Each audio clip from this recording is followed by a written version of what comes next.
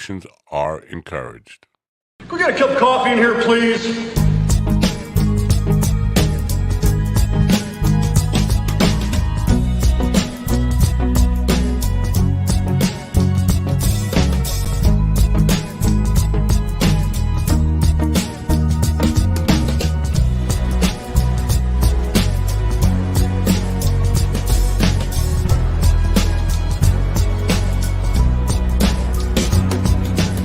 Damn good coffee and hot.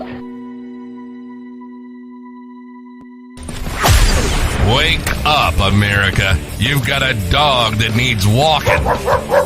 That's right, sunshine. Just put on a big pot of strong coffee and get ready to type your little hate mail with your opinions about kumbaya and flat earth insanity.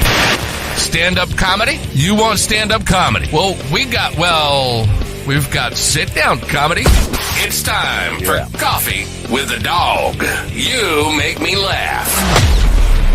Oh my goodness. Do I make you laugh? Not today. Well, hopefully at some point. But not right now. I'm loving the stand. The house stand. The Glen Stacy band kicking ass. A little bit of Rush rip-off, but they're rocking out. Love the band. I wish they cut it short today. Good morning, folks. It's Friday, July 14th, 2023. We got a good show for you today. Mike Binder. If you don't know Mike Binder, you probably why are you even watching or listening to this program? He's got an incredible body of work, and look forward to talking to him about a lot of things, including censorship in comedy, and maybe we'll touch on this strike deal that's going on now. 2 strikes, writers and actors. Plus a whole lot of other things. And then in hour 2, Eddie Brill, and we'll be talking about Eddie's workshop that's coming up on Monday in Southampton. And then he's going to be headlining the new club Sticks and Stones comedy, which just opened up in Southampton, New York. And we'll be talking to him about that and a whole lot more. Breaking news today, which is kind of rocked my world. If you paid attention to me for the last 40 years, at least the last 15 years, been on this Gilgo Beach murders thing. And I'm surprised that most people have not really, with all the Netflix and so much concentration and focus on true crime stories, the Gilgo Beach murders have not gotten a lot of publicity. If you know me and you've heard my comments on it, I have thought for a long time that our former police chief was directly involved. I still think he's probably involved, but they have a suspect in custody finally yesterday. They have not released the name, although a lot of people being irresponsible on Twitter are putting out information about the person, putting his name and photo online, which is a little irresponsible because the police have not released it officially yet. And God forbid they're wrong, like the Olympic bomber case. And that guy, what's his name? Richard Jewell, spent years trying to live that down because people rushed to put him in the spotlight. Big breaking news here. I mean, guys from Massapequa Park, New York. If you don't know about Massapequa Park, here's a list of some people off the top of my head that are from Massapequa and Massapequa Park. Jerry Seinfeld, Alec Baldwin, Steve Guttenberg, the Stray Cats, Larry Miller. There's a bunch more. I could go on and on, I think. But you get the point. It's a small town. A lot of famous people from it. This guy is not a famous person. If according to the picture of the house where the cops were last night, just I'm surprised to hear that they've actually taken somebody into custody because it seemed like a cold case for so long, and we were pushing for them to keep on it. apparently DNA has led to the arrest. This is an interesting story for me. Probably not where you are. You probably don't give a damn about it. Anyway, in other other breaking news, the SAG-AFTRA has gone on strike, and Fran Drescher, man, she's a year or two older than me. She looks like she's 30, at least from the news news clips that I saw. A remarkable woman. She's very animated. Listen, I know this is not her aspiration, but the way she delivered her speech yesterday was pretty heartfelt, and that's what you look for in a leader: authentic, going off script, and coming from the heart. Not really reading from a communications memo that the organization put out. Here's the thing with the SAG-AFTRA and the writers' strike. Hollywood and Mike Binder will definitely have some better insight into this than I do. But Hollywood is changing. Studios have always been greedy, but a lot of films are now independent films. A lot of productions are independent. Still, the ones that you're going to hear about, the ones that are become mainstream with big marketing dollars behind them, are run by the studios. But as we've seen, you know what? I'm not sure this greed, and they've always been greedy and always been using, what they call Hollywood accounting to make films that actually were quite successful look like they lost money.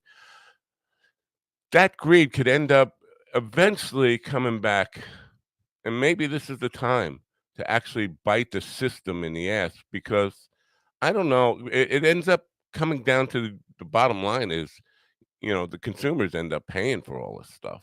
And how much do people, working class people, really care about millionaires and billionaires and their issues? That's a good question. I'm going to oh, good morning. We have some people in the chat room already. I stand with the nanny, Craig's. Robert Taylor saying his brother-in-law lives in Massapequa. I don't think it's your brother-in-law, Robert. I think you're safe. I do. When I first heard the news this morning, I got a little odd feeling in my gut that I might know this person. As you know, most of my beach gigs are in close proximity to where a lot of the bodies were found. And I was playing at Cedar Beach on the nights where some of them were discovered. So, that area, I would not be shocked to find out it was one of my fans, or one of the band's fans, I should say, not my fan, my personal fan. I would not be shocked, but there was a sinking feeling this morning that I might actually know this person, and I hope I don't. I hope it turns out to be the guy that people are actually posting pictures of instead of somebody else, because I hope they're not wrong about that. And some people are saying James Burke is definitely the killer. They're still on that. I don't think that anymore. I believed that for a long time, but I don't think this rules out Burke's direct involvement in the case. Anyway, I'm going to take a really quick break, and when we come back, we're going to meet the aforementioned Mike Binder, and we're going to talk about comedy, influence, censorship, and all those kinds of things. We'll be right back. Hey, yeah, Mind Dog, yeah, Mind Dog. If you ready for some action, this dog sure to keep you laughing. Let's go. Mind Dog, yeah, Mind Dog. Don't roll, don't play fetch, only here to keep your interest. This is the show that you've been missing, full of comedians and musicians, plenty of interviews, entertaining, keep it funny, there ain't no debating. So authentic and straight raw, pushing the limits when they talk, doing it live when they stream. Mind Dog TV, yeah, so crazy, getting intense. The dogs are wild, better beware before you hop over the fence. Mind Dog, yeah, Mind Dog. If you ready for some action, this dog sure to keep you laughing. Let's go. Mind Dog, hey, Mind Dog. Don't roll, don't play fetch. Only here to keep your interest. Let's go. Come have coffee with the dog. This episode is brought to you by Koa Coffee. If you are a coffee connoisseur and want to experience the best coffee Hawaii has to offer, no blends, no compromise, try the true taste of aloha. Koa Coffee produces premium Hawaiian coffee, hand-picked, expertly roasted, and delivered from Hawaii to your door with aloha. From award-winning 100% Kona coffee grown on the slopes of the Mauna Loa volcano to the unique mocha beans of Maui, they strive to provide their loyal customers with the best quality and freshness. Since 1997, Koa Coffee has been known far and wide as a product of utmost quality, and their awards prove it. Koa Coffee was featured in Forbes' Top 10 Coffees of the World. This is the coffee Forbes called the best coffee in America. Find out what it's all about. Go to minddogtv.com/coffee. Wow. Where's the girl running on the beach? I want to see the girl running on the beach. Show me the girl. Hello. Oh, turn around. Hi. You want to get some coffee? You're listening to Coffee with a Dog on Live 365 Mind Dog Radio. So there is some video now, and they are confirming the guy. I'm not going to say his name, but you want to follow that story and maybe bring you some updates later on today. I'm kind of relieved that it's not who I thought it might be. Anyway, on to the program at hand. Mike Binder and I, he's included me in his Stand-Up World newsletter, which is a big thing for somebody like me. Nobody knows me, and now they do because of his newsletter. Anyway, we started. I started arguing with him over the Roseanne stuff last week, and I know nobody cares about the Roseanne stuff, but I do feel like a lot of people got it wrong, and I did end up. I know I've talked about this a couple of times. Me calling Mike Binder a lazy bastard, which gave him an erection, by the way, just be calling him a bastard. But for me to call him lazy when he's accomplished so much in his life, and here I am talking to you on the radio and on live streaming, internet services, and things like that, I think is a little bit of irony or silliness in me. If you don't know about Mike Binder, he is a comedian who he tried to walk away, but they keep pulling him back. He's a proprietor of Stand-Up World. He's a film director. One of my favorite films of all time, Reign Over Me with Adam Sandler and our good friend Robert Klein. And he's here now. I've invited him on the program, and he was gracious enough to come on to talk about these things. Ladies and gentlemen, please welcome Mike Binder to Coffee with the Dog. How are you, man? I'm good. How are you? Nice to meet you. It's nice to meet you too. Thanks for having me on. It's my honor to have you on. I'm a fan of your work, and I appreciate. And I have to say that one of your replies to me was that you didn't think that your gaslighting would affect America that much. I think you have more influence than you give yourself credit for. I mean, a lot of people. I mean, you're probably not Oprah Winfrey or Joe Rogan influence level, but a lot of people take influence from you, and I think you have a lot of power. Well, thanks. Thank you. And I mean, look, I know the stand-up world is growing, but I also know that all I'm trying to do, and just like you, I mean, look, I'm doing the same thing you're doing. I'm just trying to speak from my heart, and tell the truth in a time when I don't think that people are doing that enough, I agree. That's all. I'm just trying to not censor myself. Yeah, I get it. I know. And by the way, that's why I responded to you, because I didn't find it offensive at all. I found it like I liked it. All right. I feel like we need to be able to do that more. We need to be able to go, well, I disagree with you. God damn it. Yeah, but you don't have to call people a bastard. But you know what? I know that's a shortcoming of mine. Is I will jump to calling somebody a bastard pretty quickly. Honestly, I have to tell you that particular word does not mean anything to me, and I was kind of just giving you an elbow, you know. Yeah, I know. I appreciate that, and I appreciate you not, getting all bent out of shape And about I it. will tell you something else. Any friend of Robert Klein's a friend of mine.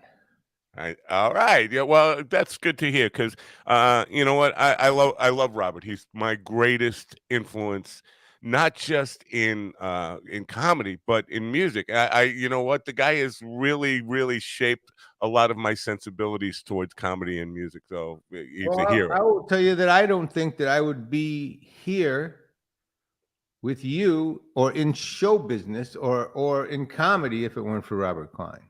Right. Oh, by the way, Laura Banks, I don't know if you know her. She was on yesterday, and she said she wanted me to say hi to both you and Eddie Brill. I guess I don't know if you know her, remember her from the Comedy Store. Yeah, sure. Yeah, Yeah, yeah. yeah. Okay, great. Tell her Uh, it's back. you know. But yeah. Anyway, So anyway, this whole idea of censorship, and I want to, because it is a hot. There's two real hot button issues in comedy right now. It's censorship and joke theft.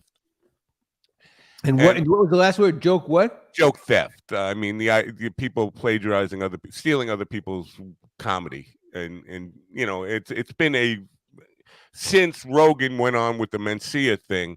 There's been a lot more of it, and people talk about it all the time.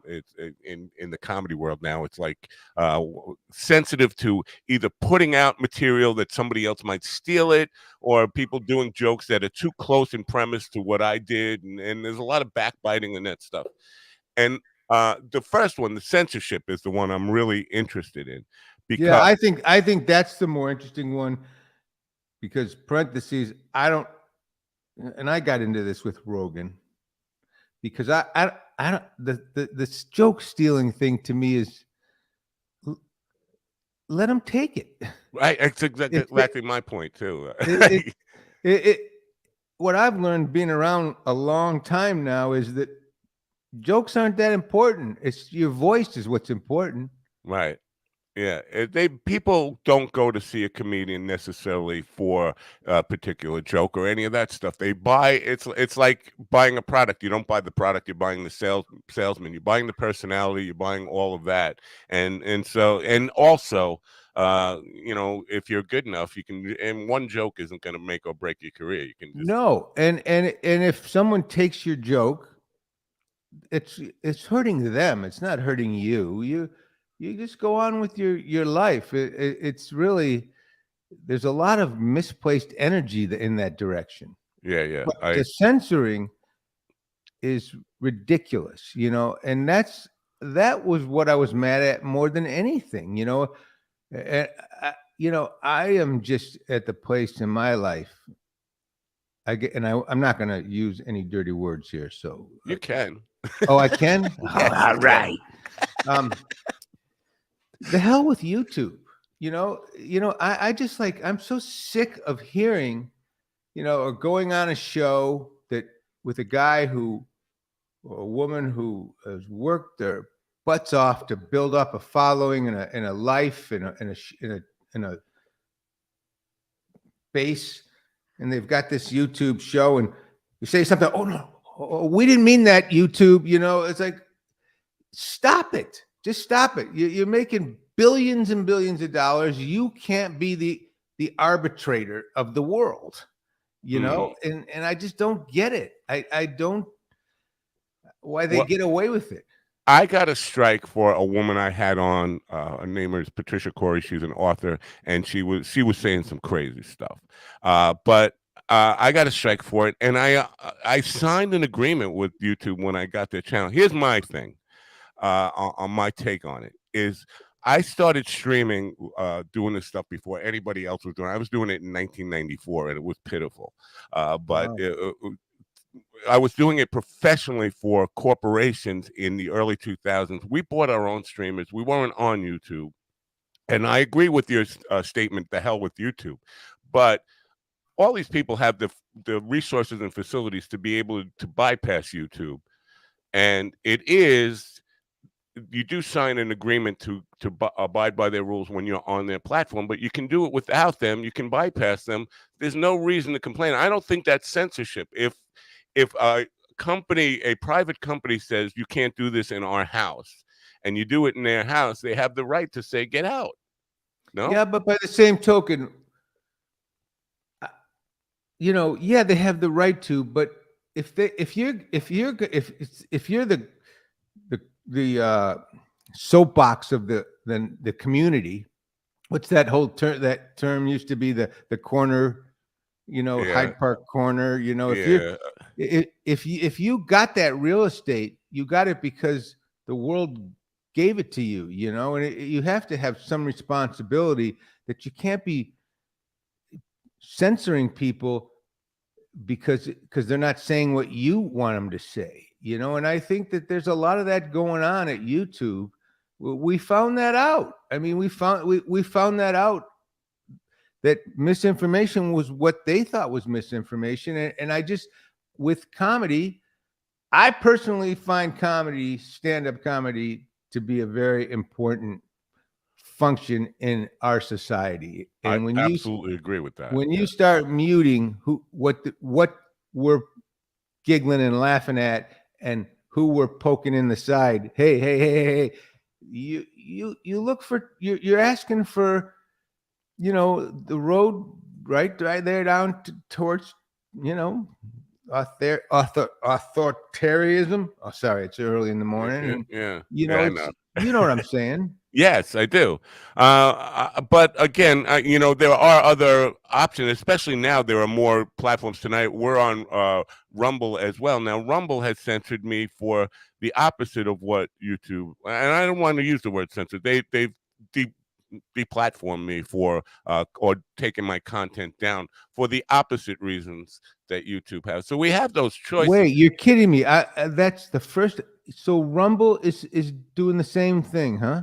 But in opposite. Rumble, well, I would put it as left and right, and YouTube is left and Rumble is right. And so if you say anything that Rumble feels violates the right-wing propaganda, they will pull your content down or just not show it, just hide it. Oh, I'm sorry to hear that. I didn't realize that. Well, and they're not the only one. We're also on platform. We're on Click and Playor, and they also have their different reasons. I think. And one of them is Canadian, and they have a whole different sensibility of why they will take you down. But again, I come back to the idea that if I don't like any of these platforms, now the only reason to use YouTube is because they have this place where people go to find it. They've become that aggregating source where people will go to look for the kind of content that they're interested in, and it's important to have that kind of. But I think we have, as a community, we, especially the comedy community and people like you, have an opportunity to say, don't go here. Let's build a community that just aggregates or points to where people are doing on their own private entities.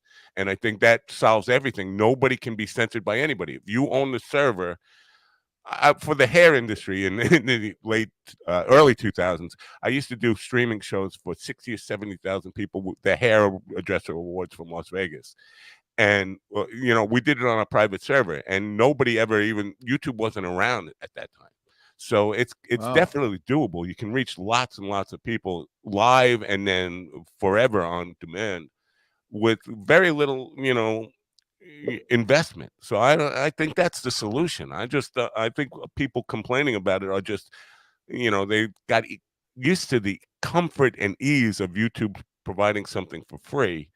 Oh, I agree. I agree. I mean, especially, that's what I say to comedians. I mean, I'm in one of the things that we're doing with Stand Up World is we're building a streaming side of it that I want to get all the comedians to put their specials on and split the pot. Right. Yeah. That which would be an absolute free zone, Yeah. Well, if I'd be happy to consult with you on streaming platforms and how to actually do that if you ever needed that kind of help. And I'm not looking for a job. I'm just like free consultation here. But I know, but because I think you got about 4 jobs from what I can see. Yeah. Right. Yes. Anyway, So I do think that's a solvable issue, and I think the more we complain about it, the more YouTube feels like, you know what, no, they don't have any other option but us. We're still the big dog. Everybody needs us, and we can do whatever we want. And I think that emboldens them. My biggest problem with them is they're really inconsistent with the way they uh, enforce their rules. Like they put the rules out there, and you sign, but if you're making enough money for them, you can get away with something that they're not gonna. I can't get away with because I'm not making them that Well, much I money. don't know, but I just thought them taking Theo Vaughn down was it was a step, I thought, in a weird direction for what, you know, if you really want to crank it back, the thing about that particular one of Roseanne is I don't think anybody really, you disagreed with me. I didn't really think she was really serious about the Holocaust stuff. She was really serious about the 2020 election. Yeah. And YouTube had already said they weren't going to take anyone down who did 2020 election stuff. So we don't know what to be fair here, we don't know the reason that YouTube gave Theo Vaughn, and I suspect it's not that, because Rogan played that clip in its entirety and they let that go. I suspect it was what followed that, where Theo Vaughn said, the Jews run Hollywood, right? Yes.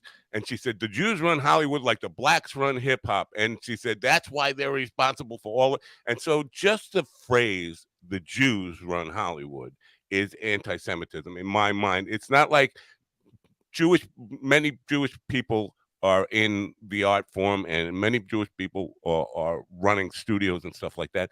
That's a whole different thing from saying the Jews, because the Jews means every Jew on the planet is involved in some kind of conspiracy when you take it to that level. I think that's what got them in trouble. I'm not sure of that. We don't know. Theo Vaughn hasn't released like a statement about why it got taken down. He just said it was because of that clip. I think people are just are basically gunning for Roseanne, you know. But by the same token, I will tell you that Theo had on Bobby Kennedy almost 2 years ago now, and he wants to have him on again, but he's afraid that YouTube will take him down if he puts him back on, you know. Being afraid is the biggest residual effect of all this stuff. Is if it makes people afraid to speak the truth, or what's their truth, you know, if it has that effect, then it's really detrimental to society. If you're walking on eggshells, I don't know what I can say, that's a problem. I would definitely agree with that, and I would encourage Theo Vaughn to have that. I'd never wanted that clip taken down. I just wanted people to realize, and not that I agree with you that Roseanne probably wasn't serious forever, but I think she was serious in that moment. I think she's totally nuts. Yeah, I do. Yeah. But listen, I agree with you, but she's nuts, and that's kind of become her comedy, that she just says this crazy stuff. But also, I go back to the beginning, because I knew Roseanne when she first started, and she first came to California, and she first got the Tonight Show out of the main room in the Comedy Store. And that was her thing. She said whatever she wanted to say, and it was always like, what does that mean? Even back then, right? You know, so I just feel like I feel like people have been jumping on her for the last few years in a really unfair way, because I feel like I'll just say it, you know, and I if she hadn't been a Trump supporter, a lot of the stuff she said, they were okay, fine, you know, but she chose to support Donald Trump, which was, you know, it's not a road I went down, but it's a road she went down, you know, and it's I feel like because of that, people beat the hell out of her. And she brought back her television show, her own, with her name on it, her show, and she made a bad tweet. She apologized for it right away, and they threw her off the show. Her own TV family went on without her. I mean, it was really a little, it's like, come on. Yeah, I get it. You really think if she was like all in for Joe Biden at that point and hadn't been a Donald Trump person, they wouldn't have just kept beating that dog into the ground? I do. Because and You do think? I do. Well, because it started before she was a Trump supporter. She was an Obama supporter, and in 2012 she was I know you think I'm claiming to be a Roseanne expert, but I had not. I just remember it like it was yesterday. 2012, when she was supporting the guy who was doing the concert, who was definitely a Holocaust denier, and she was getting beat up. She was totally in the Obama camp. She was an Obama supporter, hardcore Obama supporter at that point in her life. I'm sorry. I'm sorry. Mind Dog. At that point, she was running against him. She wanted to be president herself. Oh yeah, 2012, right? She was running against him, but at some point in there, 2013, 2014, she was an Obama supporter. Yes. So she's all over the map. She's all over the map. Right, but she's been taking abuse really since the mental breakdowns, I think, started happening somewhere in the early 2000s. And, again, I think both, and I don't think Roseanne is exclusive here. I think even Kanye West, I mean, we can talk about Kanye West. People know he's batshit crazy. He has said a ton of anti-Semitic things, which I don't think anybody would doubt that he truly believes most of the time. But he's also, we know he's got a mental disorder. He's severely bipolar. And I don't think either side does a service to those people by ignoring that and trying to make excuses for it or condemn them for it. I think we need to recognize, I think the healthiest thing is to say, somebody needs to say, you need to talk to somebody. We all have a degree of mental illness, but we don't all go out and express it so publicly like that. And yeah, I hear you, and there's truth to that. I just, look at, and by the way, I'm not friends with Roseanne, and I did this very, very deep dive into the history of the Comedy Store for Showtime, a 5-part documentary, which every comedian that I asked to do it, except for Roseanne, did it. She wouldn't do it. Why? I don't know. I don't know what Roseanne's problem was, but wow. So it's not like, I owe her anything, I just, I hear you about Kanye, but I just feel like, I don't know. I just find myself back in comedians, I find that somebody who is got a microphone in front of them trying to be making jokes. Well, before the comment that caused all the trouble on Twitter that morning, Theo Von actually said that as long as we're joking about it, things aren't as bad as long as we're allowed to go out and make jokes about it, things aren't as bad as we're making them out to be. And then, of course, he wasn't allowed to make that joke. Well, considering that, I just think in Von's case, he's just too weak to push back on him. He's got celebrity lust to a point where anybody, and there's plenty of evidence of where Bill Burr just kind of beating him down, and he was just trying to kiss his ass out of the situation. I don't think he had any ability to push back on Roseanne in any way, because I don't think he necessarily thought she was joking. He thinks of her as a mentor and somebody who's very wise and somebody who he should listen to. That's my take on it. I don't really know Theo Von, so. But in any event, I do think there is a solution for it. And I think more people need to talk about the solution, because nobody does. Tim Dillon was ranting about YouTube. And I'm like, Tim, you have the resources to do this on your own and bypass YouTube. And you could still, if you really feel it's important to be on YouTube, just go on YouTube and say, by the way, find me over there. And people would find it eventually anyway. I think that's the solution. Yeah, and you're right. I mean, listen, if you choose to go in the big room, play in the big room has rules. Right. Yeah. I just find the rules to be, sadly, at a time when we need to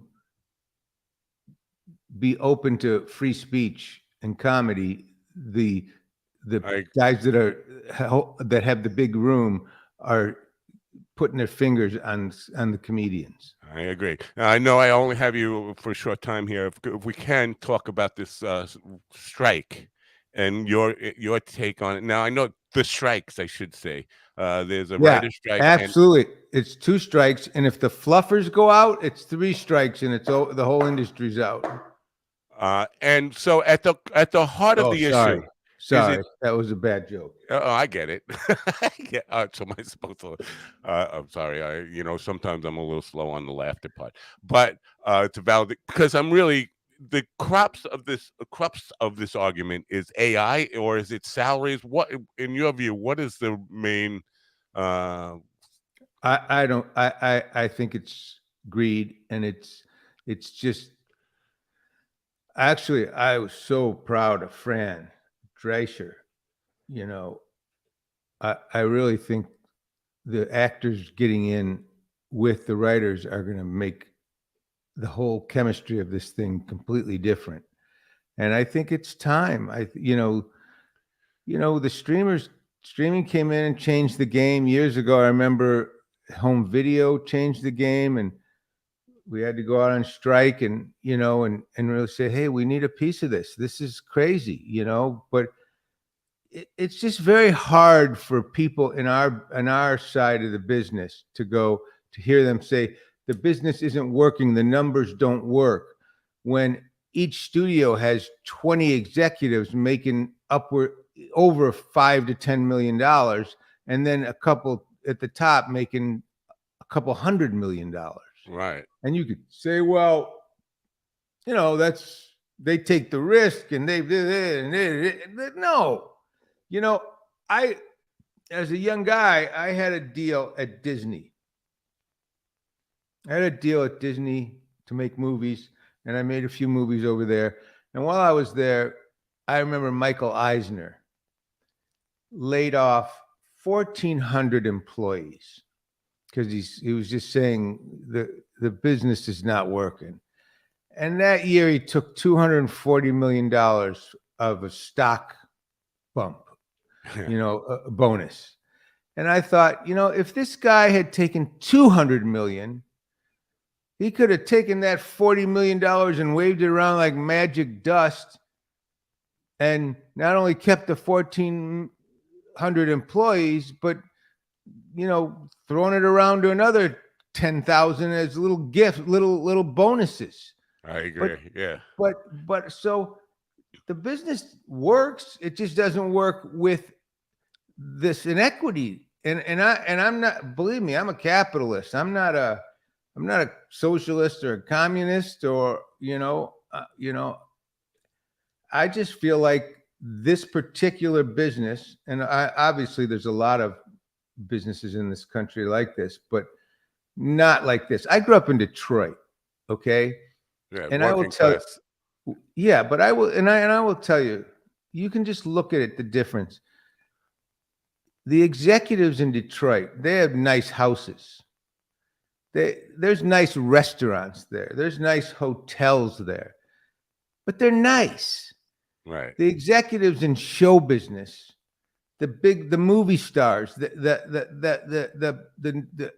elites in show business treat themselves so much better than any. It's crazy the way they live. It's just crazy the opulence that they live in. And I would say what's happened over the years since I've been out there, then the politicians decided they wanted that lifestyle too. If movie stars and studio executives were living that good, why shouldn't the Obamas and the Clintons live that good? But but like I said, you would go to LA and there'd be a Four Seasons and and a Beverly Hills hotel. And this, you go to Detroit, and the nicest hotel was like, it was the Pontchartrain Hotel downtown, and it was nice, but it sure wasn't anywhere near as good. And the motor executives from all around the world would come, and they didn't need that kind of opulence. I get it. Yeah. So what I'm saying is, the top end of our industry lavishes itself with so many perks, and there's so many executives. When Netflix started, it was a well-run company, and they'd say, you do this, and we stream, you make, and just go make your thing. And sure enough, within a couple of years, they had 70 executives on every end, and they're all making a fortune, and they're all flying around private, and they're all living like, kings and queens. So yeah, there's a reason why the industry doesn't work. And it's not just that, but that's something that needs to be addressed. That, the size and the opulence of these studios and the overhead of these streamers are so huge out here. Yeah. And I think, and I'm sorry to ramble on. No, I appreciate your thoughts. But I think also, you've gone from a time when we have no transparency. We don't know how many people are watching the shows we make, the movies we make. We used to have the ratings. We used to have could see the weekend results, and less and less transparency. It's just we're at a less and less and less every few years, to the point where I feel like this strike is a really just strike. And I feel like it's the only way to make them realize this can't go on this way. There's got to be a new system, and it might be the best thing in the world. I think, look at what Joe Rogan and Bert Kreischer and you and everybody. Look, everybody's making their own world out there. It may be that film and television producers have got to just go, okay, screw you all. We're going to just go make our own world. Right. And sell, there's this company, Angel Studios, and they just did this,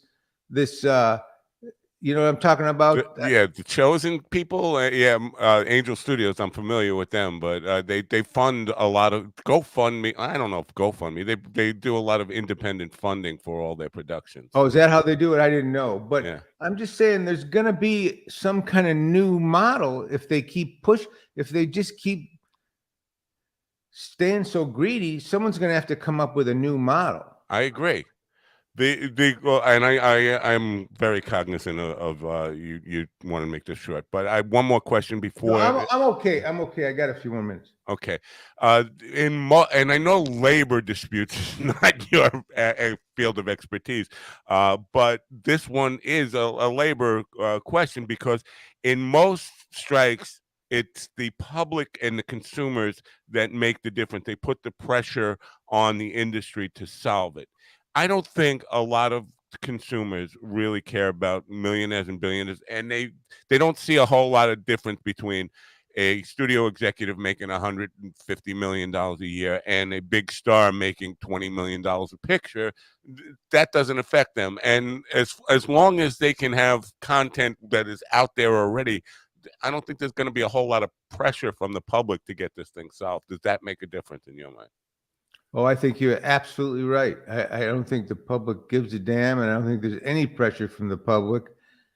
And although I do think eventually, if the public starts to go, well, you're not coming up with new product, we don't need to pay the subscription fee. We'll just watch it on YouTube, or we'll watch it free, and or watch it, we'll get it somewhere else. The only reason that they're paying these large subscription models are for the new stuff. Right. But I don't. Maybe not. Maybe not max. Or some. Maybe they'd keep one. But I just feel like you're right. The public. They're not going to demand anything. Right. But because they don't see it like that, even though we're not we're talking about very middle class workers, actors and writers, and we're not talking about very wealthy people that are on strike. Right. The wealthy people in this industry are on strike in support of the middle class workers. Right.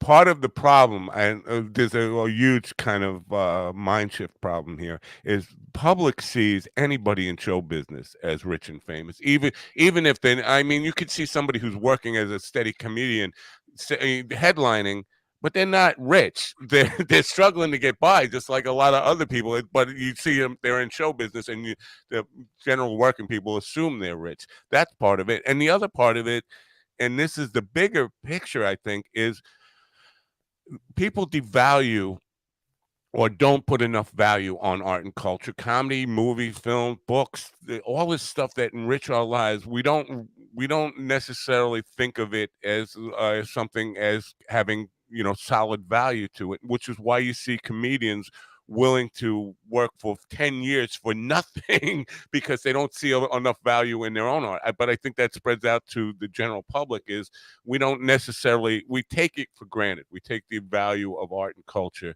for granted. And I think that's a big problem. I don't know how we overcome that. Your thoughts on that? I think we need a giant civil war, and anyway, just for the blood soaking, Okay, YouTube, I believe that's a joke. Okay, Yeah. Rumble, that wasn't a joke. That was serious. No, YouTube, that was a joke. Yes. You can settle down now. Right. I hope you're right about this in stand-up world. I know. Again, I think you probably don't underestimate your own influence, but I will share if you write about this issue, and how to get around all this stuff. I would definitely share it with everybody I can, and hopefully. I wish I had the answer. I would write about if I had an answer. Yeah, well, I think we did. I think you agree on the answer to the online censorship problem is to really put the resources in to create your own networks and bypass YouTube and all that kind of stuff. And YouTube, but they have no problem with me telling people to bypass their network on their network. I've been banned, but you're telling them to go to Pornhub, and it's just a weird bypass. Yes. Anyway, I do appreciate you getting up early and providing your thoughts on this stuff. I do think you are an influencer. Now in your introduction, I said you were a comedian who tried to get out, but they pulled you back in like Michael Corleone. Are you still doing stand up? Because I know you. Oh yeah. Yeah. Oh yeah. Do you have anything on the schedule now that you're doing, or?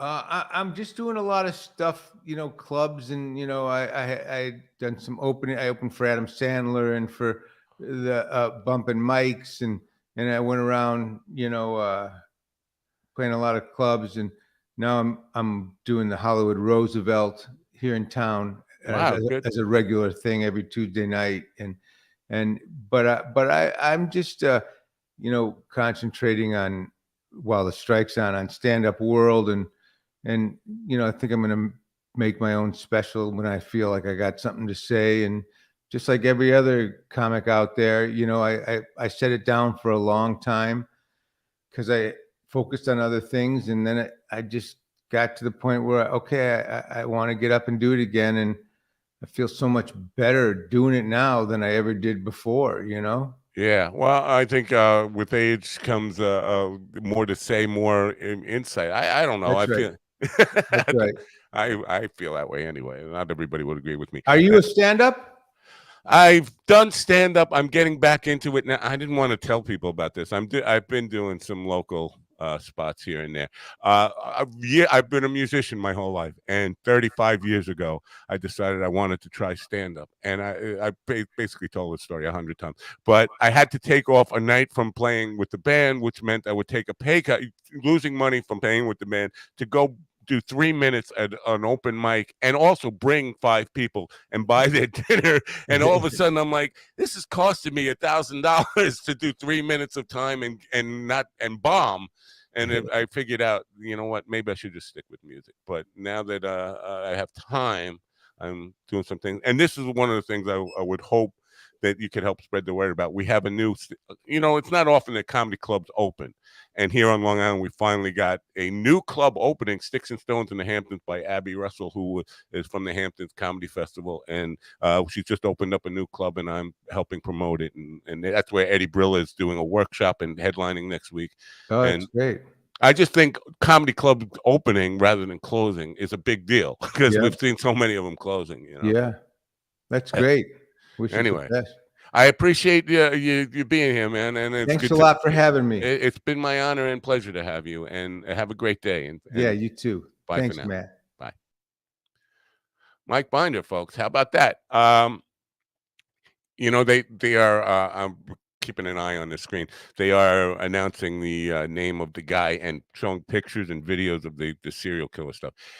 Coming back to full circle here, what he was talking about, Netflix and when they figure out that when the public figures out you're not making any new stuff anymore, I think this is the problem for the SAG-AFTRA strike and for the writer's strike is Netflix figured out that people will pay more money for crap like this Gilgo, the true crime stories that take very little money to produce, documentary stuff, and it's generally one writer and somebody with a video camera, a high-end video camera or a DSLR or something, and can go out and produce their own content. And they're doing tons of that. The Jimmy Savile stuff. I mean, all the Netflix new stuff, the stuff they're producing seems to be in the true crime stuff, and that takes no actors, maybe a voiceover person. I don't know if they're being a scab by crossing over a line and that stuff. That's a tricky thing to get around if we're going to have studios figuring out that people would prefer to watch podcasts or live talking comedians off the cuff and then the true crime stuff, and there's no need for art and culture. Again, it comes down to the whole devaluing and not realizing the value of art and culture in our lives. And I think that's a hard sell to the public to get them back on. We need, and it's hard to sell art and culture when Spider-Man is art and culture, right? It's not not A Tale of Two Cities. It's not deep culture. It's not good stuff.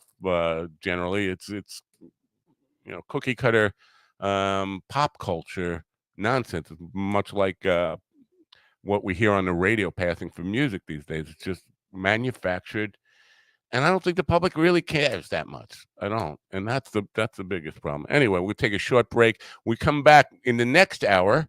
Eddie Brill will be with us, and we'll be talking about Sticks and Stones Comedy Club and his workshop that's going on there next week, and maybe his time at the Comedy Store too. I know he lived behind the Comedy Store in Errol Flynn's old mansion for a while, so that should be an interesting chat.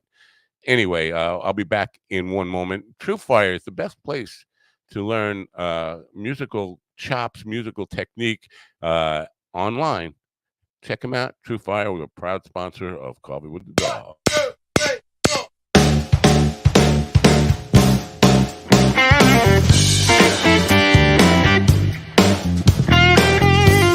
Over 2 million guitar players worldwide learn, practice, and play with TrueFire. Our learning tools and massive library of video lessons will ignite your technical skills, harmonic knowledge, rhythm playing, and soloing chops.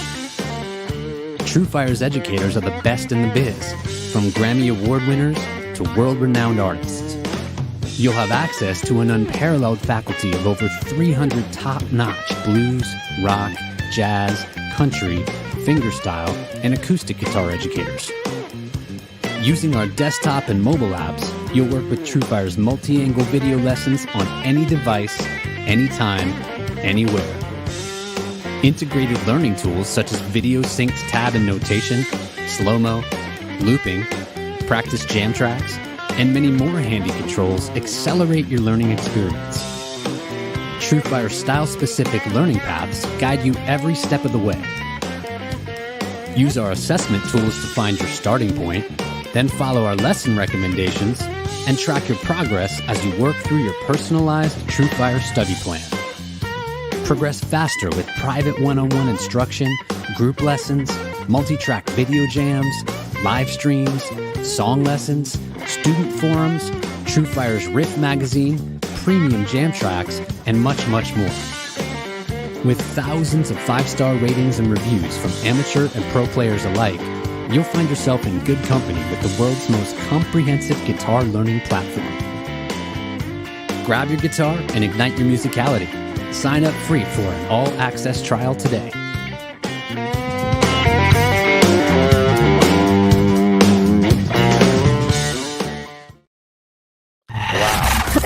Coffee with a Dog is live streaming now. It is actually. We are again on Rumble today. Looks like we got kicked off Kick. I don't know. Maybe it was Mike saying that joke about the Civil War. In midstream there, Kick decided, and I don't know how many people actually watch us on or follow us on Kick. But we got kicked off in midstream there. It's very strange. Yesterday on Rumble was our first day streaming live to Rumble. We've been on Rumble for about a year and a half now, and that's what we're talking about. They take down some content for me. But yesterday streamed live for the first time. The results were really good.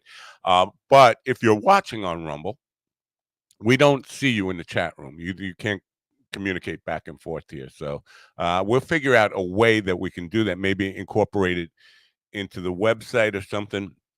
But, you know, that is what it is. We'll work on that. Maybe we'll get the folks at StreamYard to help out, incorporate a direct API to Rumble and get those people to put their feedback in. Now, I don't want to start a war in the chat room because there's a very different sensibility on Rumble than necessarily on YouTube or Facebook or any of the other places where we're streaming.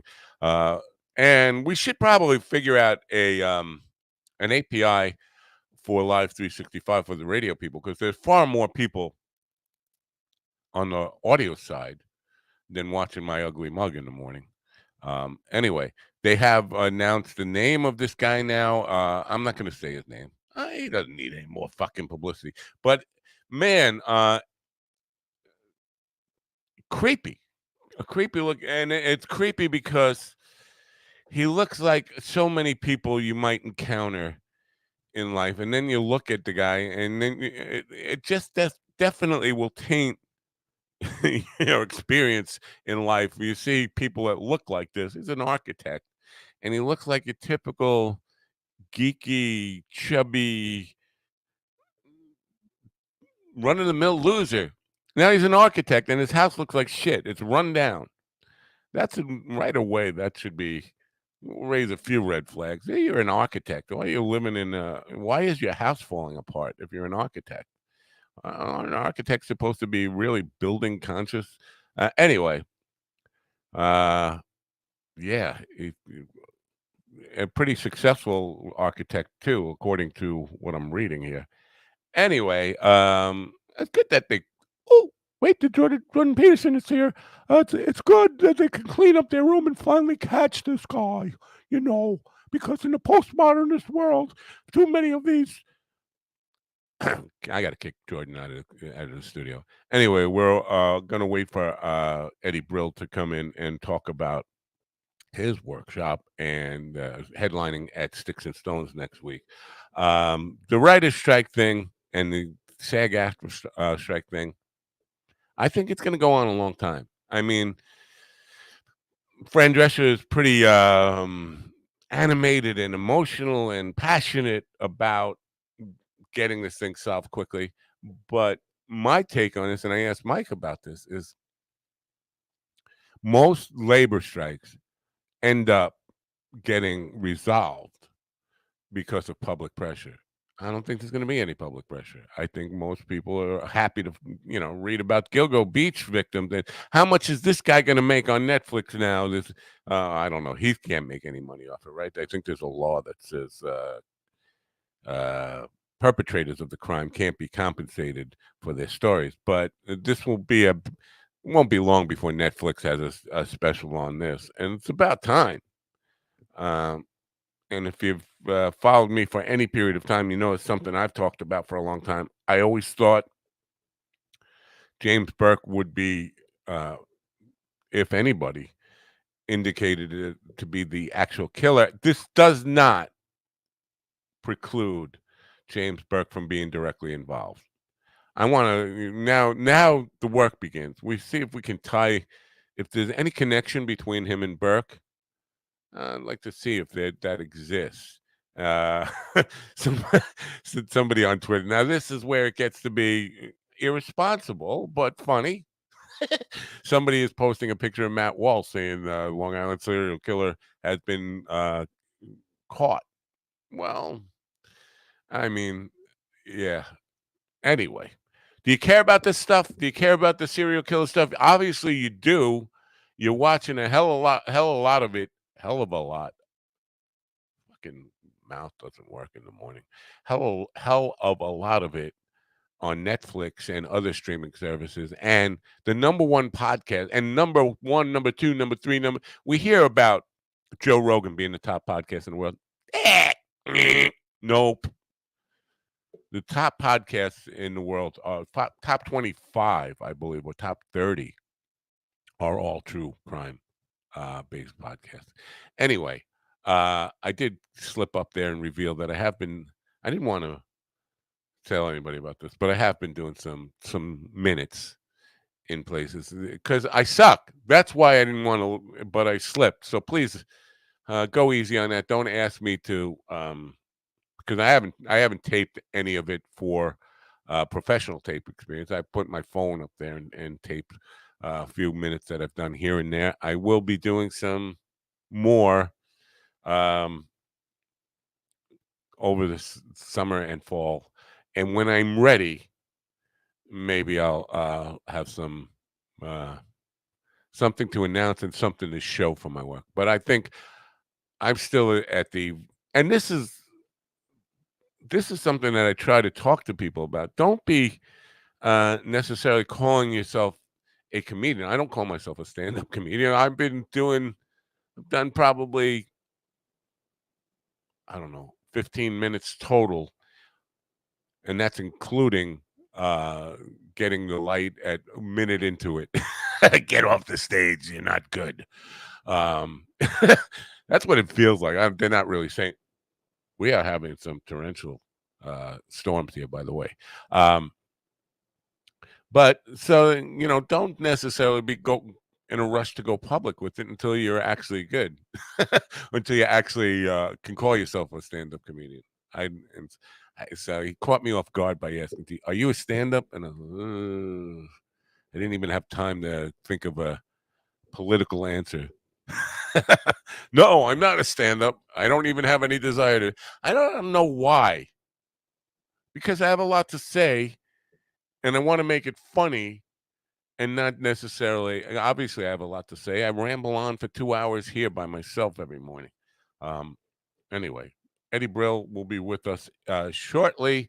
Looking forward to that. In the meantime, I'm just going to refresh my coffee. I'll be right back. I'm going to play. What am I going to play?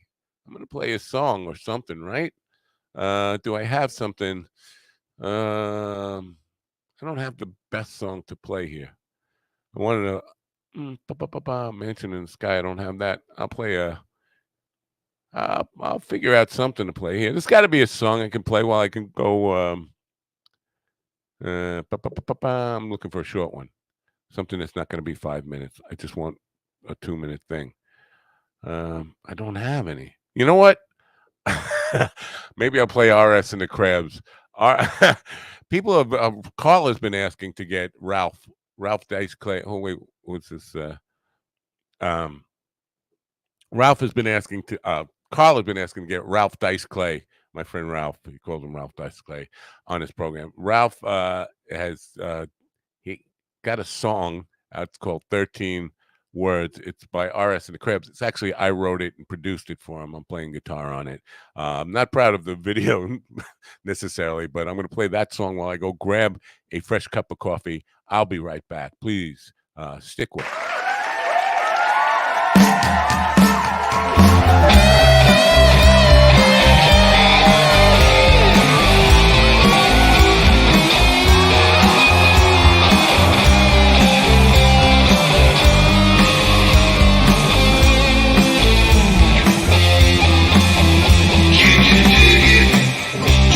Catch my drift, are you up to speed? Don't make me bleed. Do you hear me? Can you comprehend? Don't you understand that it's hit the fan? So you're not confused, simple and pure. It's nothing what you probably heard before. And I want you now. I don't need you around here anymore.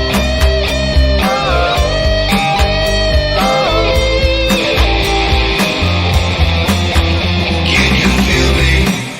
Do you like my flow? Always simpatico. I just got to know. Do you get it? Are we alright? Do you see the light? I'm saying goodnight. Like an open door that you can't ignore. I'm saying back 10 words I know you just before. Hey, I don't want you now. I don't need you around here anymore.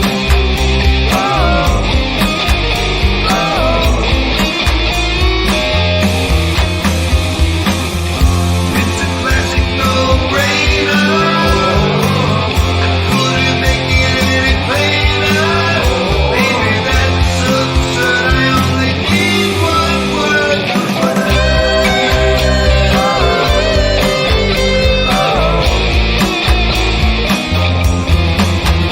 I can dig it. I can taste the flame. I can smell the rain. Like a broken record plays the same refrain. Those 13 words keep coming back again. Hey, I don't want you now. I don't need you around here. I don't want you now. I don't need you around here. Can you dig it? That's kind of, it makes me laugh because the entire crowd is Asian. I guess we were playing in Tokyo. Obviously stock footage there, but it makes me laugh every time I see that stuff. 13 Words by RS and the Crabs. Still awaiting Eddie Brill. I told him 10:15.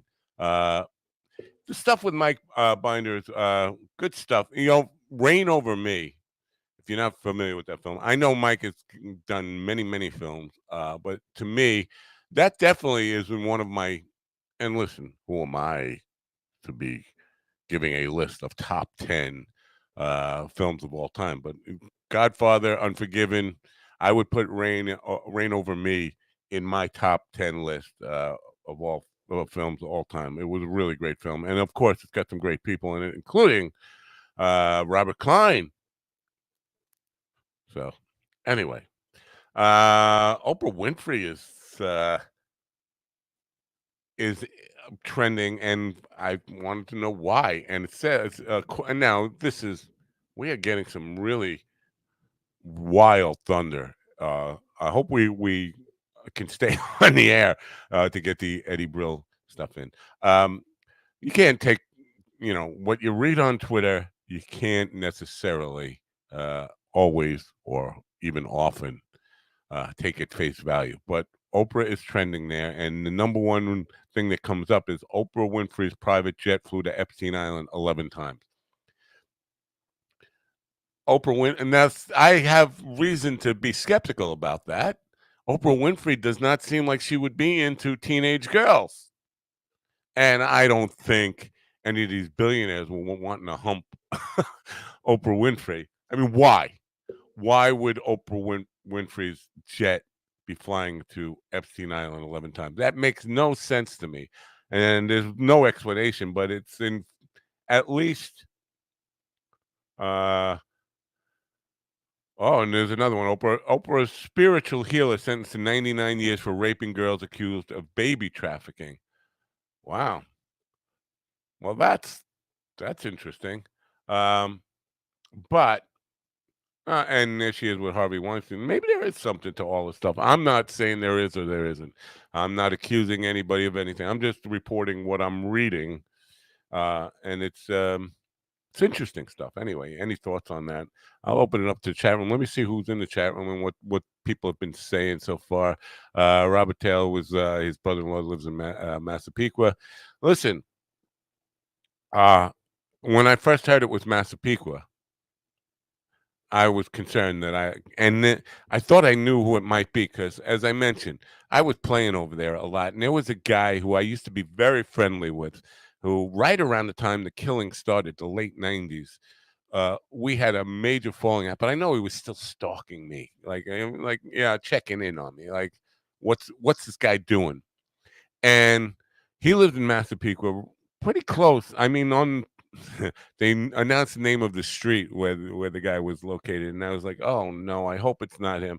And then I went and looked on Facebook for him, and his profile was deleted, and I was got a sinking feeling like, oh my God, do I actually know a serial killer? And could I have been friends with him all that time? I'm relieved to find out that it's this guy I never saw before. Thank God. Thank God I don't know this guy. It would have been really messed up if this is a guy I was friendly with for more than 10 years, like good friends with. So I'm glad it's not him. Anyway, as I mentioned,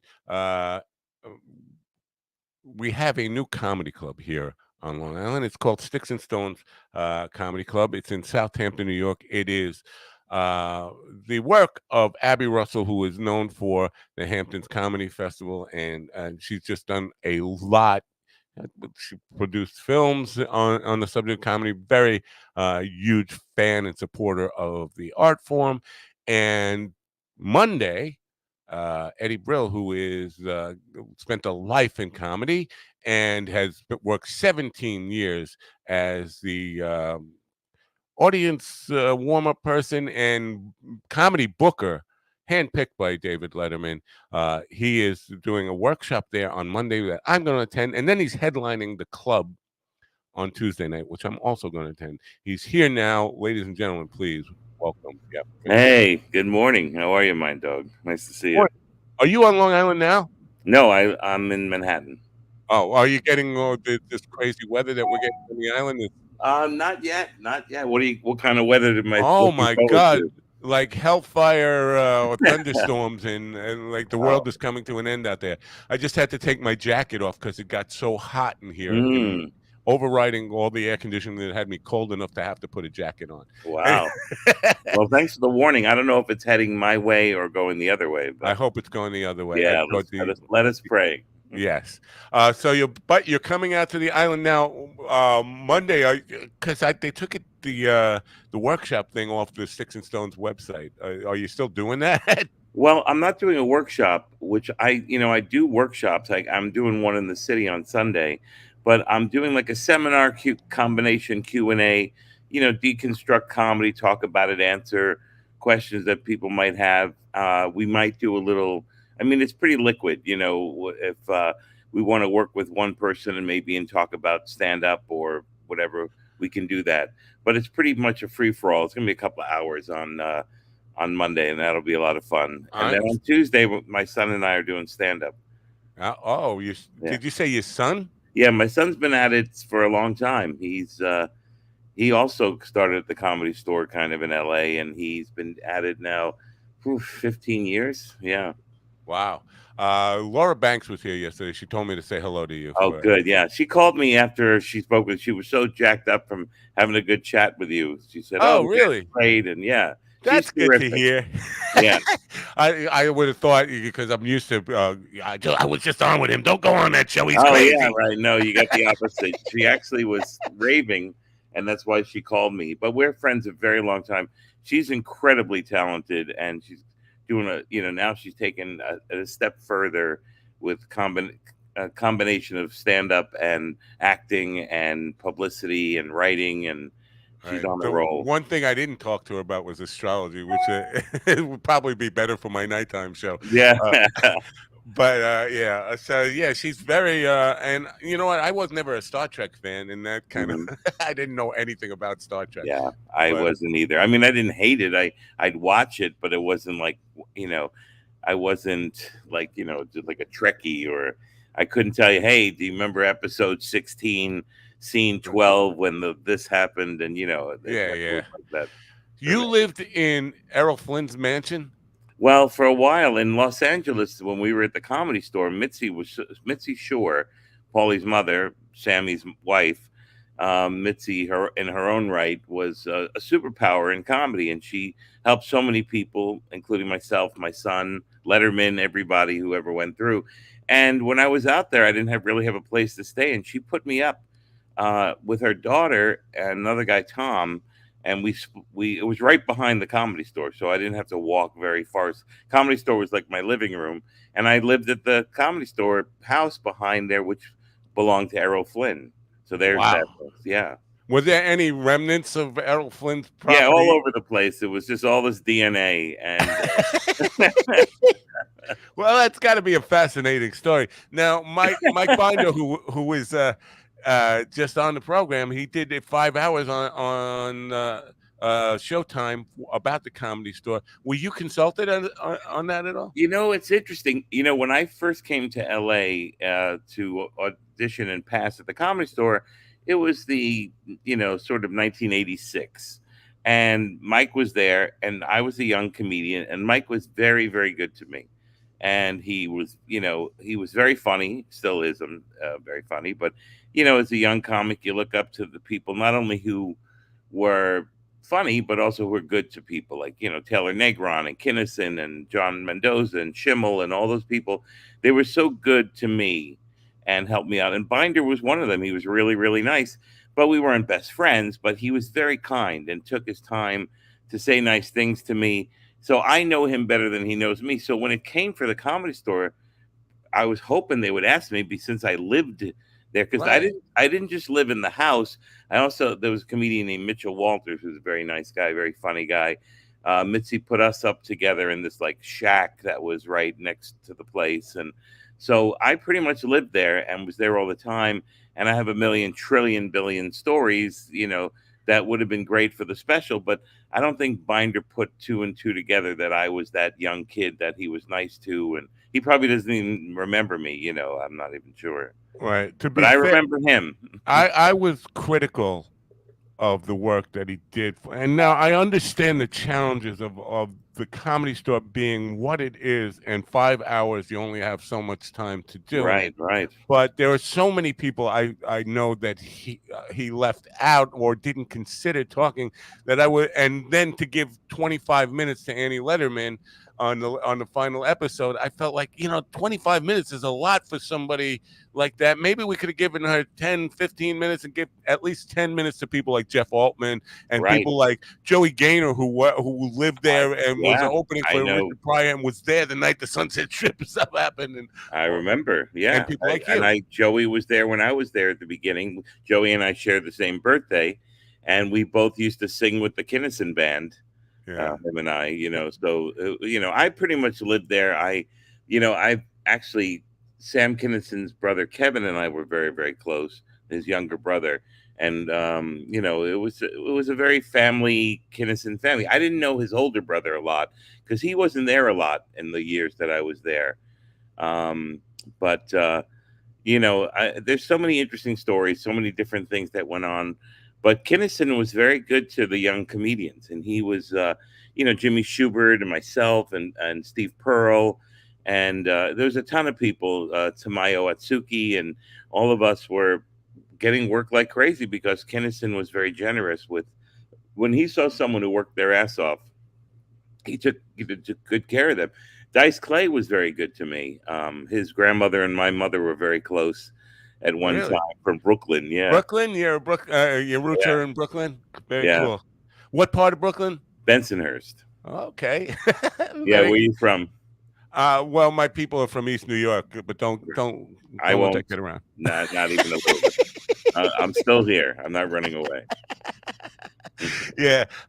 So now, yesterday when I was talking to Laura, we were talking about the insecurity of the life in the arts generally, but in comedy, I mean, you never know where your next paycheck's coming from. You never know. Right. You got what I think it probably. Well, I'm talking about the Letterman situation. It's probably the best situation a comedian could ever have is having the best of both worlds. You still get to do your comedy, but you have a steady job. How did that happen for you?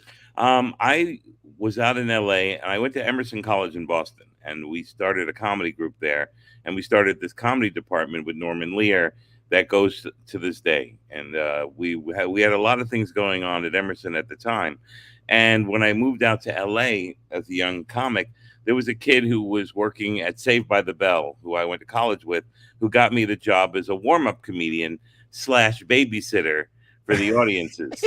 And I had never done anything like that, but it was a real good steady paycheck. And the coolest part about working at Saved by the Bell was that it was literally across the hall from the Tonight Show with Johnny Carson. I mean, literally, not like, I mean, like 4 or 5 feet away. So that was a thrill for me. But I did some warm up. So in around 1990, I decided, you know what, I'm moving back to New York. New York is, more my style. There's a lot of BS in LA that I didn't really enjoy that was going on. A lot of surfacey kind of friendships and stuff like that. And so I moved back to New York, and I got a job warming up the Dana Carvey show. And the Dana Carvey show was this brilliant show that it didn't last very long. 3 months or something? Yeah. And Bob Smigel who's always been very generous to me, had me doing the warm up. And, Steve Carell and Colbert and Dana Carvey and Louis C.K., who I knew since he was a young kid, as a young kid comic. And he, when the show was canceled, I'm telling the story. I'm bored already. No, the story is, Louis gets a job at Letterman writing over there, and Letterman needed a warm-up comedian. He walked in the writer's room and said, does anyone recommend someone to warm up? And they said, well, Louis said, we just had Eddie Brill. You should definitely get him. So I met Letterman. I had a 6-week trial period that lasted 17 years. Wow. It went pretty well. And the other part of that was you were responsible for booking the comedians that were on the show? Yeah, I mean, there was other bookers. Zoe Friedman, Bud Friedman's daughter, who's who booked me on the show, who's a genius, comedy genius, lovely person. She was the booker, but she got this killer job over at Comedy Central, and it was smart of her to take it. And they needed a booker, and Letterman and I would talk all the time about comics, and I guess that clued him in. And I started a comedy club in 1984 called the Paper Moon in New York City. And we had given opportunities. Adam Sandler's first plays, Colin Quinn, and a million people all started there. Were a bunch of comedians helping comedians, and so I booked that before. So I've been booking before, and I knew a lot about comedians, and I always like to, again, help people like I was helped. And so that's what I was doing. And now all of a sudden I'm booking the Letterman show as a comedian. And it's pretty intense because there's thousands of, as a comedian, especially at that time, I was traveling around the world. I was in England and Ireland at least 4 to 6 times a year doing stand-up over there, working in Australia, working in Hong Kong, working in Bangladesh, Paris.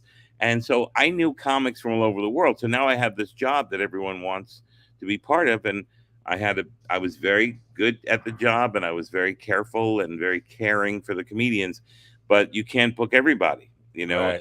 It's kind of, that was the difficult part of it, to tell people you knew and loved and who treated you like gold that you couldn't put them on TV. That was the really, really hard part of that job. It seemed like it would be a lot of work because if I look at what we have today, it's even more work now just to keep up with everything because there are so many people, so many talented people, really good people out there working. It's hard to know everybody who's great out there right now. But see, here's the thing. I was a comedian, so every week I'd be traveling to a city and I could see all the local comics. Like, say I was working Denver's Comedy Works for the week. On the last night I was there, they would put on 10 local of the best local Denver comedians, and I'd be able to watch them. But really, the way I got most of the comedians was the recommendations of other incredible comedians who said, hey, you should look at this person. But I traveled a lot for the show, looking to book, and I wanted to be the booker that I would have wanted if I was working at the show, and I What did I as best as I could. what I want to part of my legacy, I want to be able to discover somebody and be the first person to say I was the one who gave the person their very first shot. That's Yeah. all I want for my legacy. at I this know. point. I've done that. I've been at Mike Birbiglia and Joe Wong, and I mean, I can go Tommy Johnigan, Roy Wood Jr. On and on and on. People who I gave them their shot, early on, and and it feels so good. I've been producing. I just finished producing 12 comedy specials, and now it went so well that they're going to give us another dozen to film. And there's a young comic who I saw through a recommendation of another friend who lives in Dubai, who's a comedian out there. And I saw this person, and she was brilliant and funny and smart and sharp. And I'm excited because I'm going to hopefully give her break in the States. Wow. Yeah.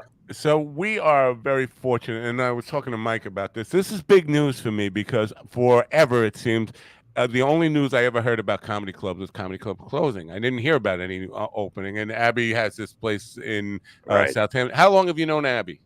A very long time. I did the very first, comedy festival that she ran out in the Hamptons. Actually, the first time I worked in Southampton, I worked with John Mendoza and Larry Amoros, and the three of us were there. And I think it was '87 or '88 when the hypodermic needles came up on the beach in Southampton. We saw them. We couldn't go swimming, but I've been working there a long time. But I've known Abby for a million years, and I always was like a consultant for her and helped her with different things. And she wanted me to come there, and I asked her if I can bring my son. And sometimes you have a comedian friend or a child or whatever, and they're not that good. But I will say that my son is really talented. So. Of course. I'm prejudiced, of course, Yeah, it's but hard my not friends, to be. but my friend, I know, but my friends are like, hey, your son is very funny, funnier than you. And I'm like, that's not too hard. Yeah. Have you seen The Room?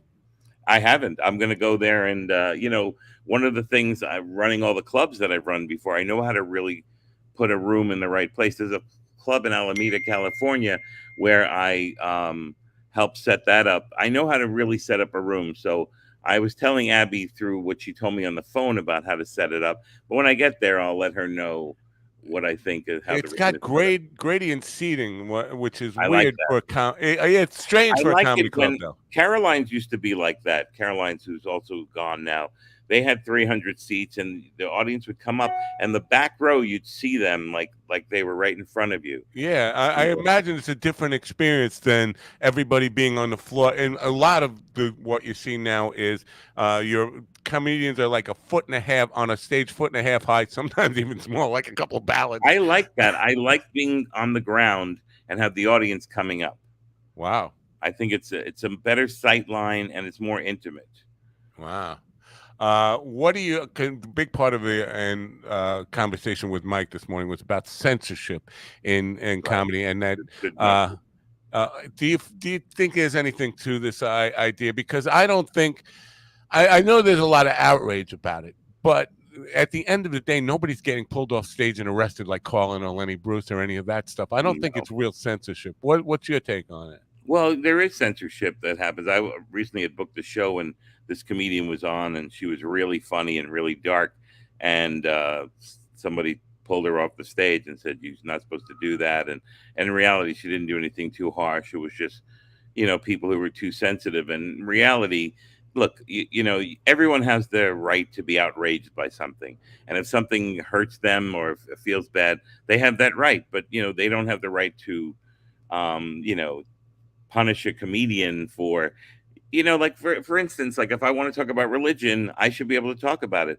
And George Carlin told me that. He said, "Look, they can't argue with your perception. They can disagree, but they can't argue with it. And like a guy like Chappelle, who is one of the goats of comedy. He's telling his truth, whether you agree with it or it flips you out or whatever. Look, if you don't like the joke, wait a couple of jokes, you might find one you like, or don't go to that show or change the channel, or just there's no reason to be sensitive. It's a joke, and the reason it was written like a joke. Now if someone comes on stage and says, let's bomb this place and here's hand grenades, and then there should be a little bit of censorship there. Right. Well, here's the thing, and I agree with what you said, but I don't call it censorship. I just think there's outrage culture where people who know they don't like Dave Chappelle will tune in to looking for something to get outraged Right, about. exactly. Right? You know what? I did a podcast a couple of years ago from this very spot, but in Finland, and the name of the podcast was "We're Not Here to Please You," and that sort of, when I heard the title, it really lit up what was left of my brain, and it was the fact that people say, I didn't like Chappelle, he did this joke. I go, well, he's not here to please you. Right. That's not his job. His job, it's much more alluring when an artist does what they want to do. And if you like it, great. And if you don't like it, there's other people who do what you like. A lot of people are very afraid. We're raised in a society based out of fear, and mostly fear and guilt, which Right. and guilt is not something that actually exists in nature. It's something that's created. Right. So if you all of a sudden are feeling guilty, get over it. Stop creating that guilt that you're doing. The same Right. thing with this. Look, people are going to be offended, and that's going to happen. And I'm sorry but no one's inciting death, or there's no. It's comedy. It's a joke. It's someone's perception. If I'll tell you what's always happened in comedy, what's always been a consistent thing, and even Sid Caesar said something to that effect, is you're telling your truth. The foundation of all comedy is the truth, and a lot of times the truth freaks people out, so they get really nervous at the truth, and they don't that you can't handle the truth, and it's really true that people can't handle the truth. So it's kind of funny when you watch people squirm when they hear the truth, when you bring up stuff about religion or you bring up stuff about sensitive topics. People can freak out by it, and again, they have every right to be, but calm down.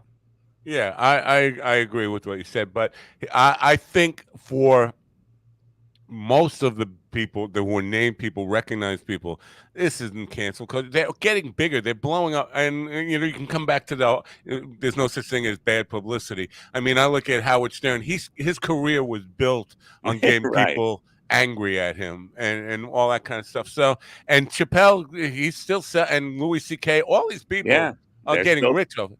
Yeah, But the right. problem is the guys, like the girl you saw getting pulled off the stage. I think there is a negative effect on them, and I kind of touched on this with Mike Binder on this. It's that if you become afraid, if the person who doesn't have name recognition becomes afraid and feels like they have to soften their comedy, that's not good for culture in any No, way. not at all. And how do you kind of convince these people that maybe getting outraged and making publicity out of this stuff, finding out when they drag you off the stage, you got to go to your publicist immediately and say, does anybody Right. have any iPhone footage of this? Let's blow it up on. I know. And that's the other thing, as a comedian, you're trying new material out, and sometimes you try something out and it doesn't work and it comes off wrong, or you say something that you don't mean, and then you go, oh, what an idiot I was there, and let me fix that. I wrote a joke a million years ago about being in Florida and the Canadians on the beach, and I based it on the look based on looks and all this stuff, and my joke was fine, but it just was easy and cheap and whatever. And I got older and I evolved as a comedian, and I rewrote the joke, and the joke was about me. It's about the best comedians. They're the most vulnerable. Like Bill Burr, for instance, when he was a younger comic, he was brilliant, but everybody sucked but him. you know. And I said, look, it's got to come back and bite you in the ass every once in a while, or it's not compelling. You know, Right. you can there are comedians who just shit on comedians, shit, and on something, and it's like, you know, there's nothing, it's not compelling. But if you, you know, if you, like Robert Schimmel was the perfect example of someone who was the ultimate guy who was the most vulnerable. He asked his wife if he can go in the other way, and she pulled out her vibrator and said, "Let me do you first."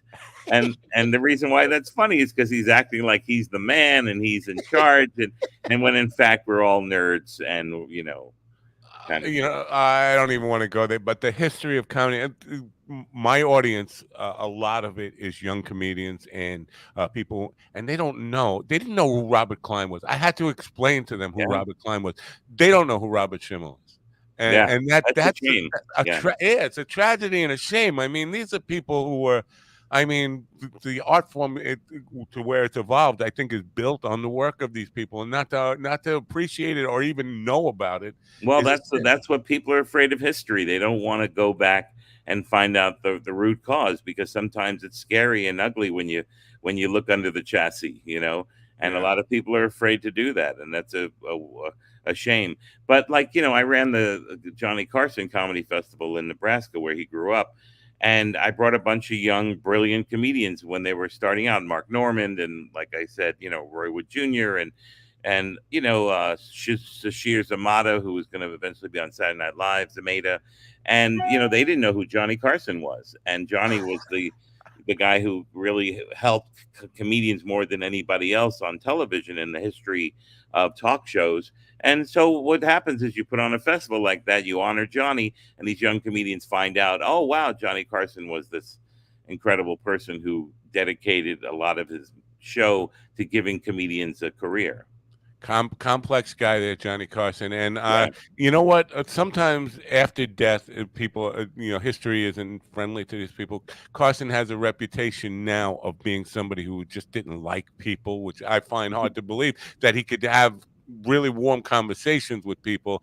It was all an act. I don't know, but that's what I wanted to ask you about Letterman. I don't know. I'm not going to ask you to give me any dirt about Letterman, but was he No. approachable and friendly with Yeah, he was great. I mean, he was very loyal. You know, we worked hard for him because he worked hard for us. You know, they're having the writer's strike while we're doing this thing I here. know. You know, a few years ago when we were Letterman was recording, we there was an 8-week writer's strike, and we were, you know, it was around November, and we were just getting ready for Christmas, and people are working at the show, and they have families, and they have to buy Christmas gifts, and Letterman dug in his pocket and paid everybody for the whole 8 weeks.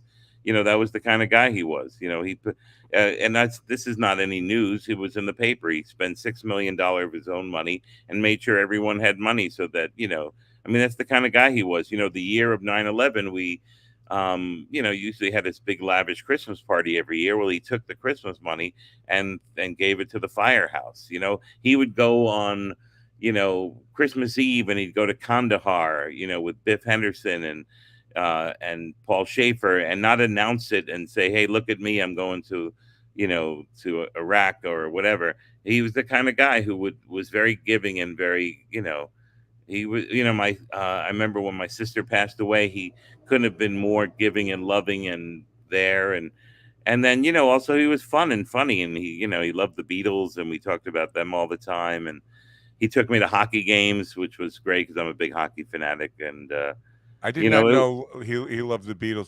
That puts a whole different perspective on that point where McCartney told him he didn't like the show. that's uh, funny. yeah. Do you know Jeff Altman well at Very all? well, very well. Is he Letterman is is he busting my balls and like? Because every time I talk to him before we go on the air, he acts like he's talking to Letterman because he knows how much I would love to just get Letterman on the show, and I think he's pulling my leg. Oh yeah, I'm on the phone with Dave right now. Hold on. he could be, I don't know, but I know that him and Letterman were very close, and, you know, Letterman was like every weekend. You know, we recorded 4 days a week, and we recorded 2 shows on Thursday. So every Friday, Saturday, and Sunday, I head off and I'd go do comedy somewhere, and I'd come back, and Monday morning, Letterman's like, "All right, tell me about the gig, tell me about this."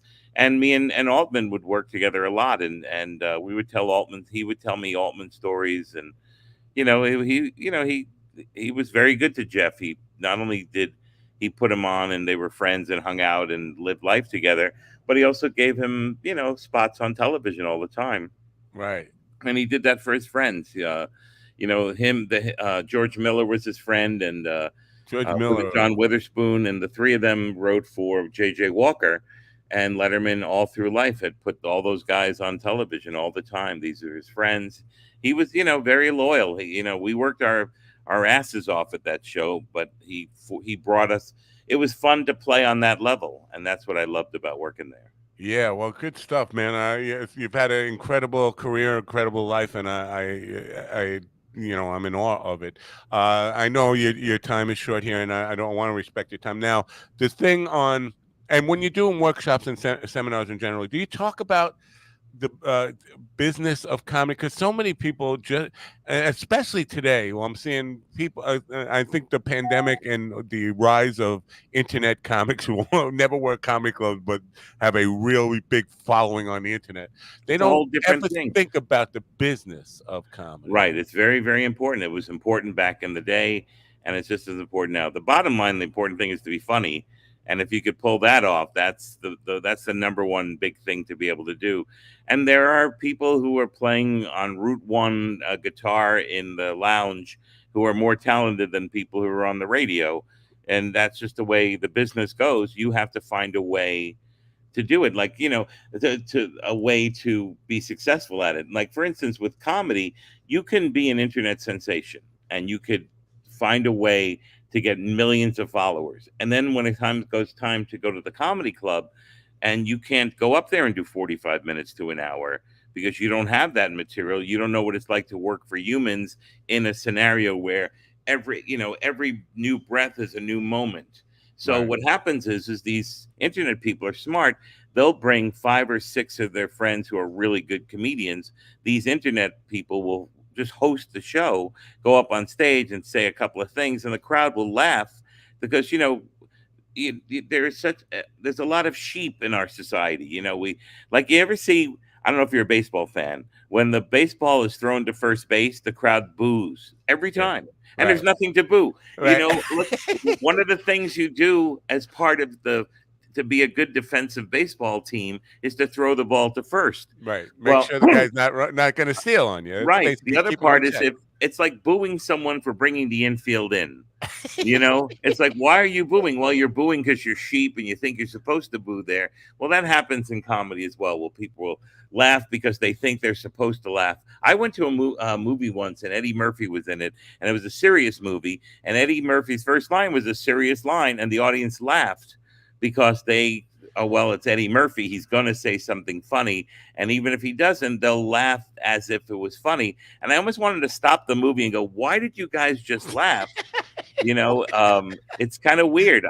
I've gotten laughs. I remember one night at Caroline's, I ad-libbed something and it didn't make any sense, but the audience laughed like it was the funniest joke in the world because the rhythm I said it in was the rhythm of a joke. Right. And they laughed at that. And that's interesting how that happens. So when I do these workshops, I don't believe you can teach someone to do stand-up comedy, but you can workshop it just like, actors do and musicians do. And I mean, Al Pacino still does workshops and stuff because it's important to keep fresh and be sharp at it.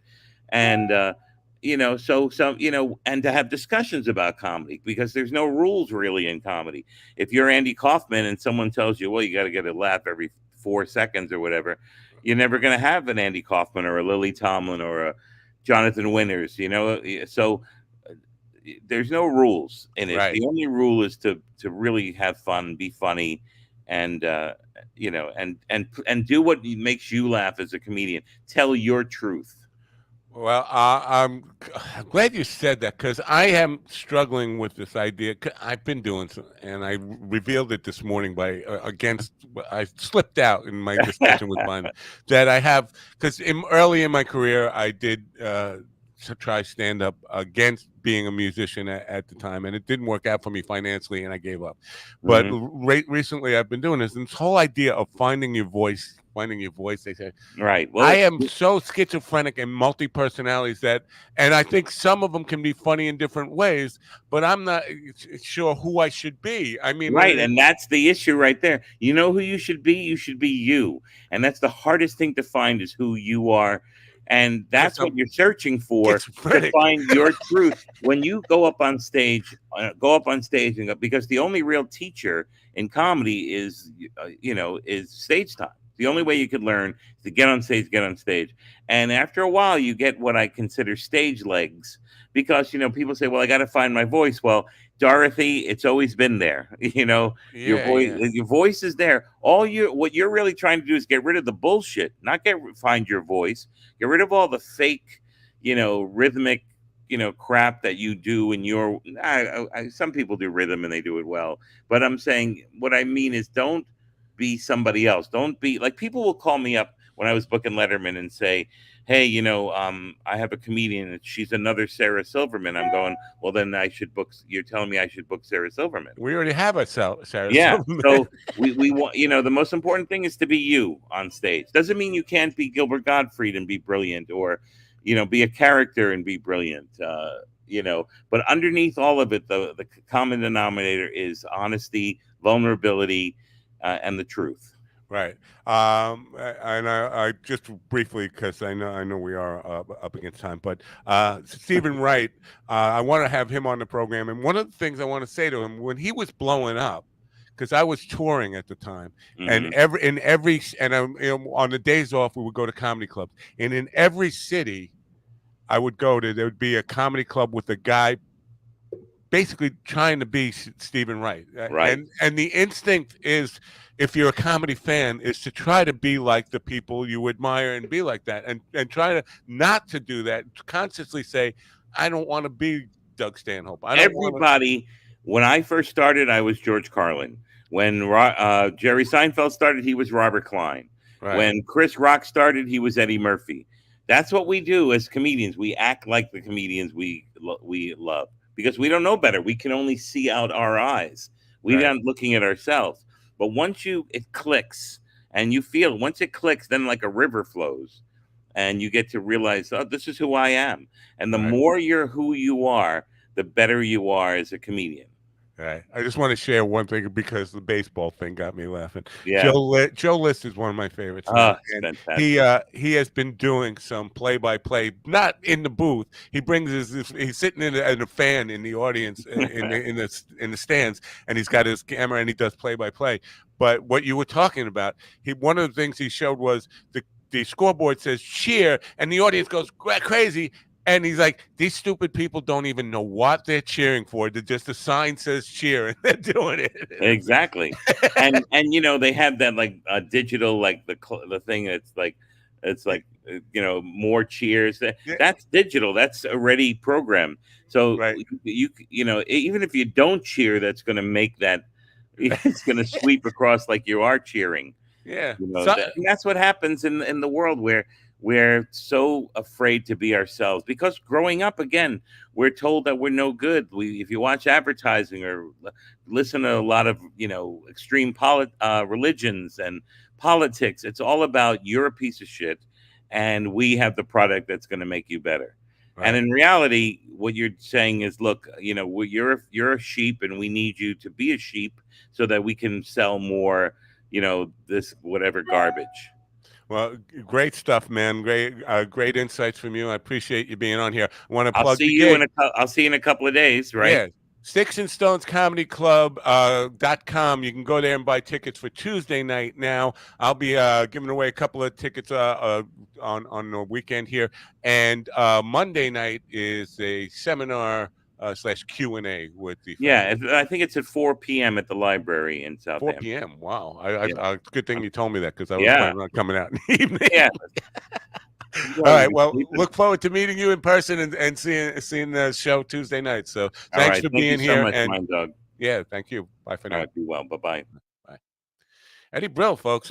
Great stuff there. Powerful stuff, both from Mike Binder and Eddie Brill this morning. I think we've done some good stuff. If you're a young comic, pay attention. Pay attention.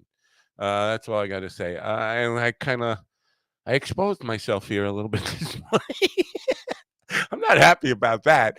Anyway, I'm just going to take a really quick break. I'll be back with you to wrap things up in just 1 minute. In the meantime, watch this. Hey, yeah, mind dog, yeah, mind dog. you're ready for some action, this dog sure to keep you laughing. Let's go.